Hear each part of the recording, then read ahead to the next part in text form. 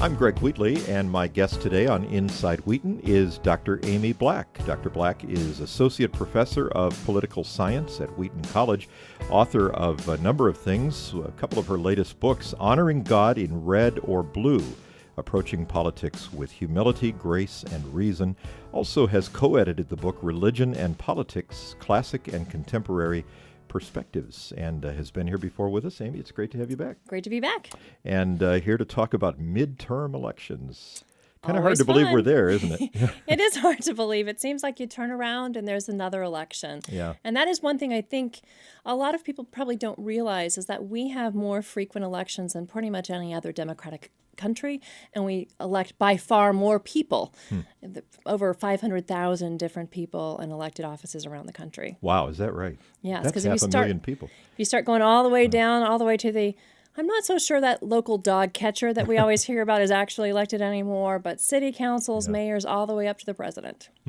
Well, and here we are just about ready for midterms. Obviously, the elections that get all of the press are the presidential years, every four.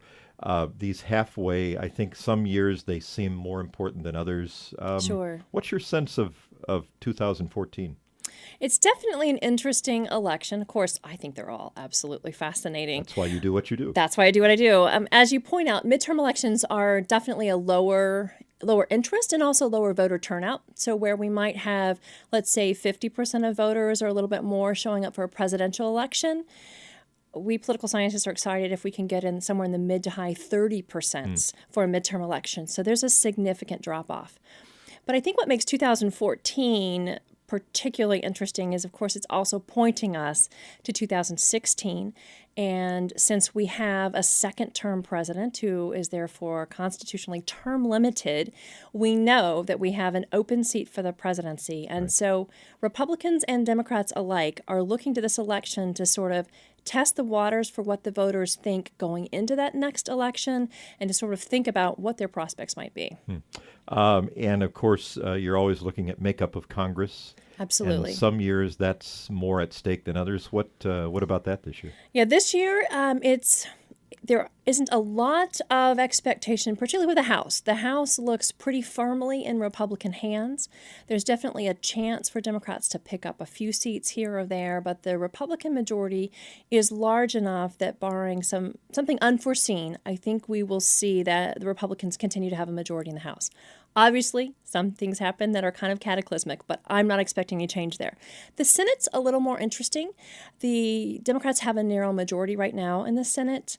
But as you know, the senators are not up every election cycle. So 1/3 of the Senate is up every 2 years because they have 6-year terms. And just kind of depends on the year. This year happens to be a year when there are significantly more Democrats than Republicans who are up for re-election. So that automatically makes it harder for whichever party has more seats contested is just in a more vulnerable place. Yeah. So there's a possibility the Republicans could take numerical control of the Senate. I'd say we'll have to kind of see those races, but it's what we call in play. Mm-hmm. What about the role, Amy, of the electorate's sentiments about the sitting president? So I just heard President Obama's approval rating is not exactly sky high these days. Right.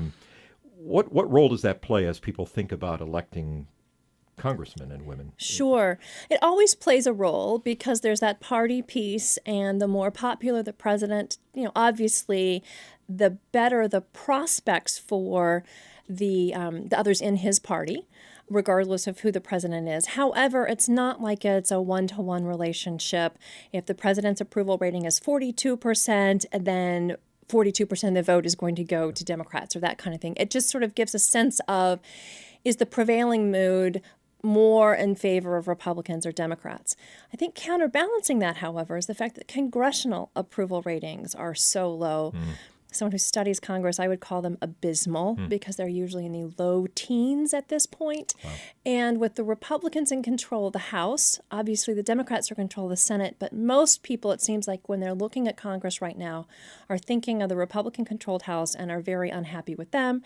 And many of the same voters are looking at the Democrat president and are not particularly happy with him. So what you see is, I think, a lot of cynicism and malaise and frustration with everybody in Washington.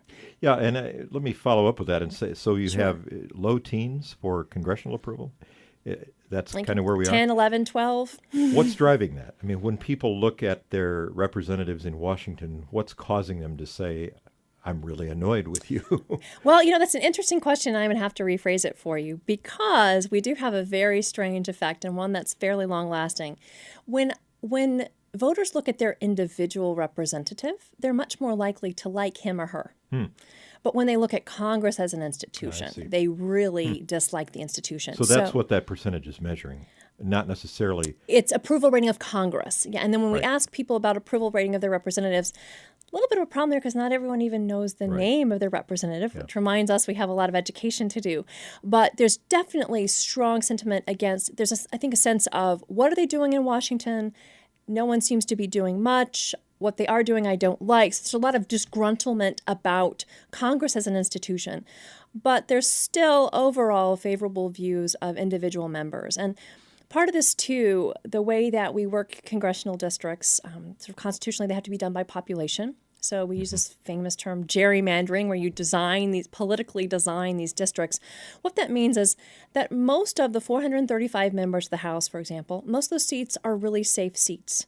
Every year, somewhere between maybe 35 and 50 of the 435 are seriously contested elections, which means all the others we pretty much know. I didn't realize it was that low. It's that low. And so I can tell you right now sort of who's going to win in 2016 almost, which party, 2017, not an odd number, let's try that again.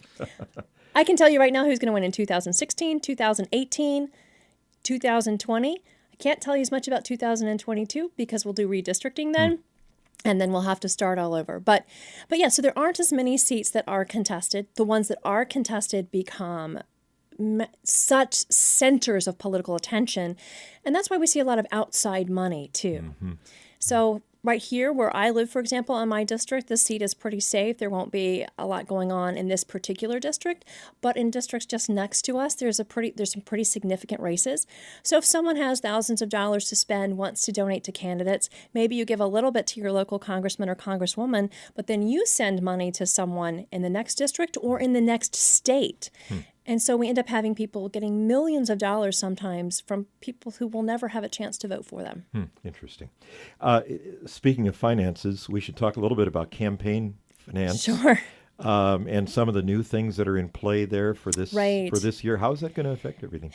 It's definitely made life much more interesting in campaign finance. There have been a couple of Supreme Court decisions. The first one we call Citizens United. But basically the Supreme Court has ruled that political speech, paying for political advertisements, is a form of free speech that's protected by the First Amendment. So limitations on that free speech are going to be very, very concerned about that. And there can be some limitations, but the Supreme Court is not allowing very many. The Supreme Court at the same time has said that corporations and unions are, for the purposes of free speech, actors who are part of the First Amendment. So corporations and unions, for the first time in decades, can now spend relatively unlimited amounts of money in campaigns if they want to run ads about a particular campaign. That's always been prohibited before, or it's been prohibited for corporations and unions to give money.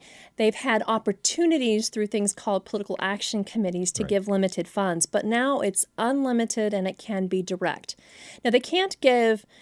There's still limits to how much can be given to an individual candidate, but Corporation A, Union B, or frankly, rich person C says, you know what, I have $10 million here and I'm really angry with Greg Wheatley and I want him out of Congress.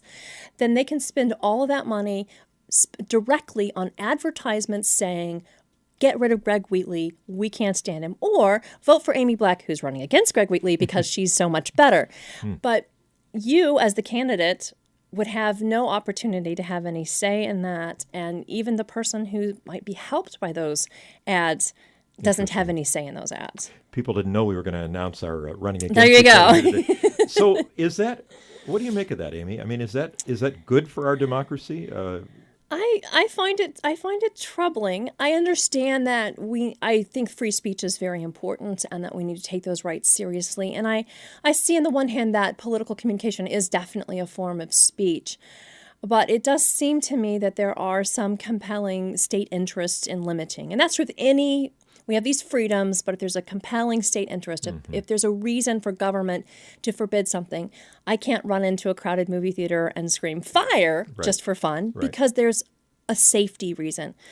So if corporations and unions want to give some money to political organizations and political candidates, I can see that being, again, a free speech right. But when we have such large sums being spent, particularly from outside of districts and from people who don't even have the ability to vote in a race, that strikes me as then affecting the free speech of those citizens and those voters who should be contributing. There's another compelling interest in all exactly. of that. So there are definitely these competing interests, and I think the state has good reasons to be concerned. And one of them, of course, is bribery and corruption in that sense of, so what are you buying with all of this money? And if you're injecting so many millions of dollars, what are you expecting in return? Right. What are you looking at in this midterm election? What are the things you're most interested in watching? Races, issues? Yeah, I think it will be interesting to see. One thing I think it's sort of what are people thinking about the Supreme Court? We've had some interesting controversial decisions that have been turned into political issues and kind of become fodder for ads. So it'll be interesting to see to the extent to which voters care about that, if that strikes a resonant chord or not. I'm always interested, frankly, in the values issues. I think that's part of, being someone who studies religion and politics, being an evangelical Christian. So it will be interesting to me to see the extent to which things like abortion and same-sex marriage are mentioned or not. A lot of times these issues aren't mentioned, and that in and of itself is interesting to me. I'm also interested to see what kind of voter mobilization efforts that we see, because as I mentioned before, midterm elections are times when fewer people vote.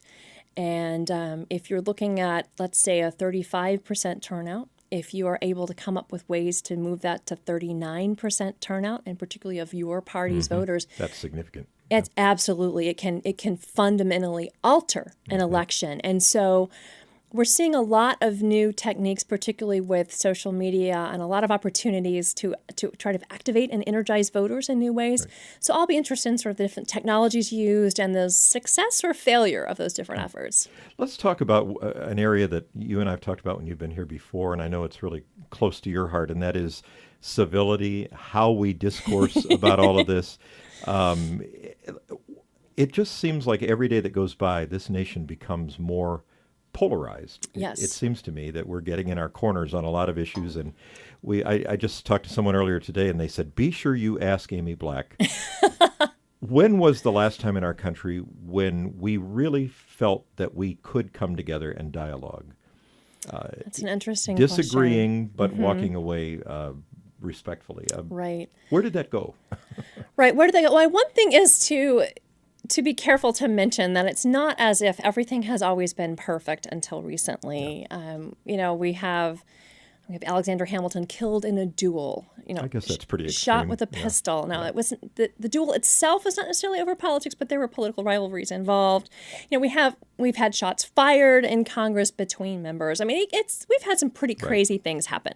So it's not as if it's always been peaceful. However, I think what worries people like me who study Congress, at least as long as we've been keeping the statistics, which is going back early 20th century, we haven't seen, there's just almost no overlap between the two parties.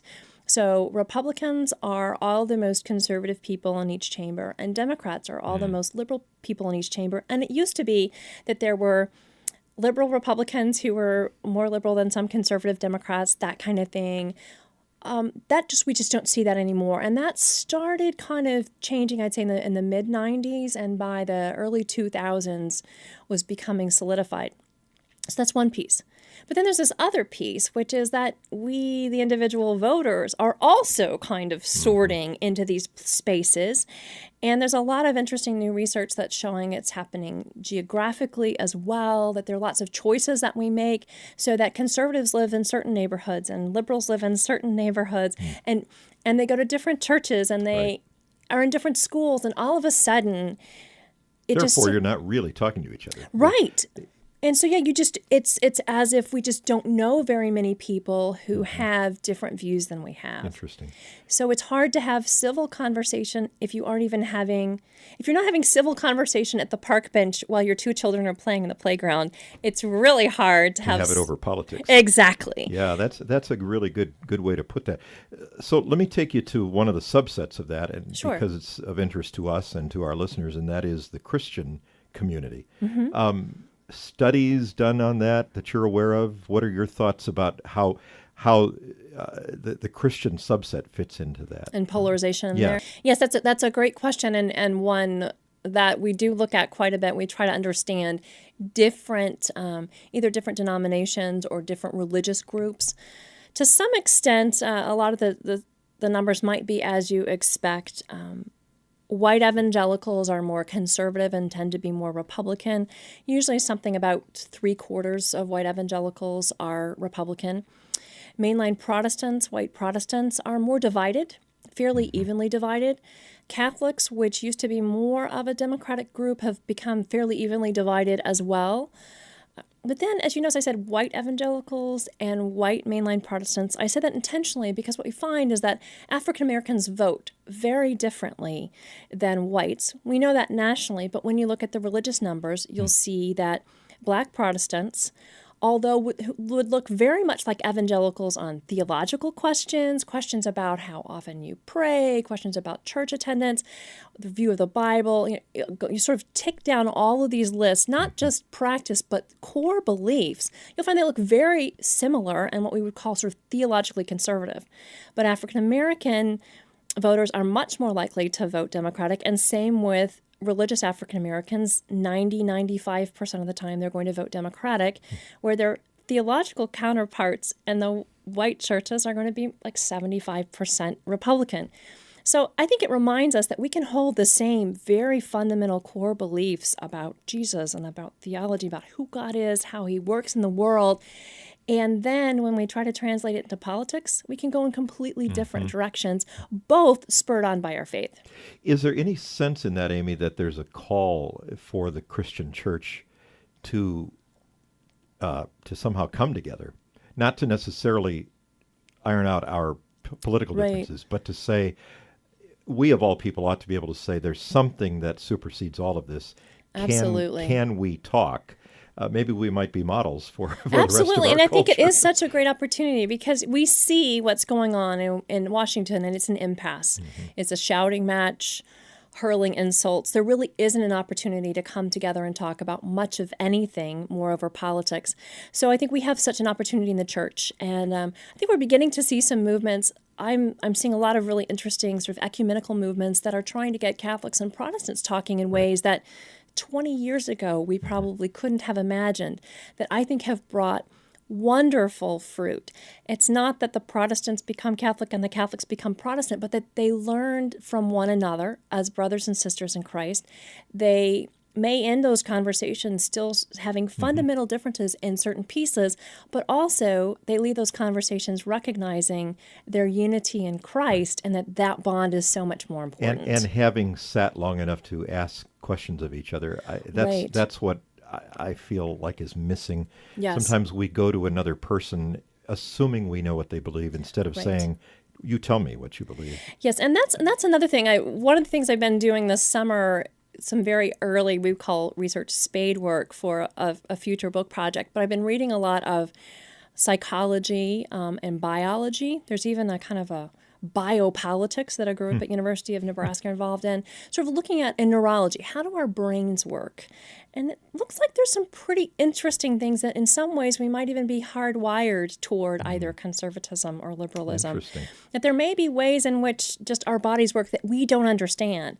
And what's so fascinating to me is that at least some of these experimental results suggest that most people approach things like politics that have strong views. They know what they believe, and they feel that they're very well reasoned in their beliefs. It ends up that most of their decisions are probably made at an emotional level, but they don't recognize that, and they think they're rational. And then they look across the aisle and say, well, look at those irrational people. If they only knew what I knew, and if they were only rational, They would believe what I would believe. And this is true on either side, Republicans, Democrats, conservatives, liberals. It's going on both sides. So someone comes to a conversation, well, I know what's right because I'm rational. I talk to you and I figure out you disagree with me. Well, you must be irrational.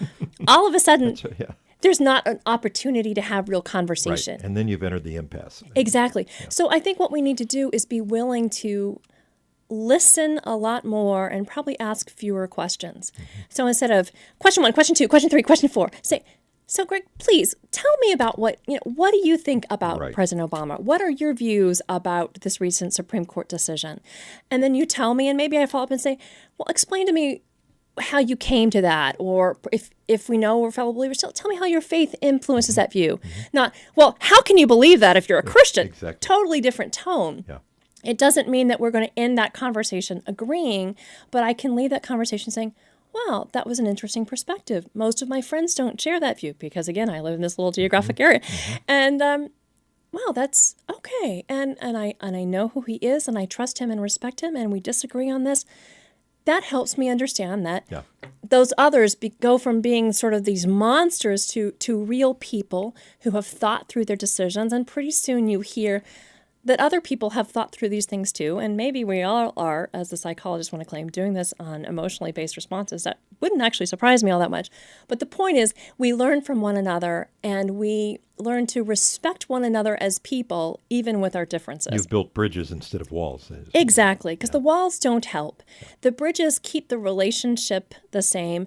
And I think at part of the levels too, is we just need to understand we may not be able to convince someone to come over to our political side. And frankly, I mean, this is probably where I'm kind of crazy, but I think it's great that we have Christians on both sides of these issues. And I see it as an opportunity to speak for the kingdom and to share God's love with others and to reach people with the good news of the gospel. And so the fact that we do have Christians on different sides of issues, to me, might even be part of God's plan. That's a great place to leave it. That's a great word. And may that world come. Indeed. Amy, thank you so much. Always a pleasure to have you here.